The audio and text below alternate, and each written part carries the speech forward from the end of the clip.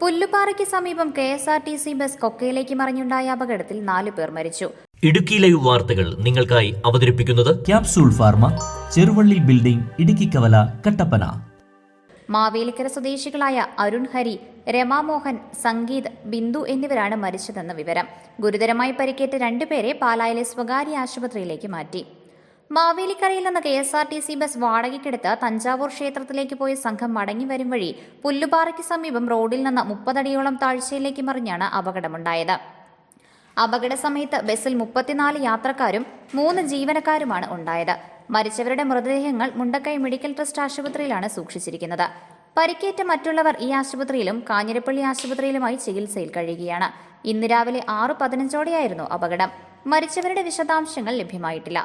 അപകടത്തിൽ ബസ്സിനടിയിൽപ്പെട്ടവരാണ് മരിച്ചതെന്നാണ് വിവരം. മറ്റുള്ളവർ പരിക്കേറ്റ് വിവിധ ആശുപത്രികൾ ചികിത്സയിൽ കഴിയുകയാണ്. കുട്ടിക്കാനത്തിനും മുണ്ടക്കയത്തിനുമിടയിൽ കൊടും വളവുകൾ നിറഞ്ഞ റോഡിൽ ഒരു ഭാഗം കൊക്കയാണ്. ബ്രേക്ക് പൊട്ടി വാഹനം റോഡിന്റെ ബാരിക്കേഡ് തകർത്ത് താഴ്ചയിലേക്ക് പോവുകയായിരുന്നു. ഇവിടെ റബ്ബർ മരങ്ങളിൽ തട്ടി ബസ് നിന്നു. Idukki live news Peermade. Idukki live വാർത്തകൾ നിങ്ങൾക്കായി അവതരിപ്പിച്ചത് കട്ടപ്പനയിലെ ആദ്യത്തെ supermed store capsule pharma, Cheruvalli building, Idukkikkavala.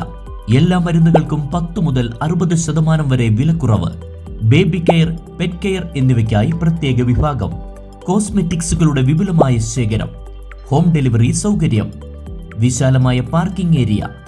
ഇനി മരുന്നുകളെല്ലാം കുറഞ്ഞ വിലയിൽ.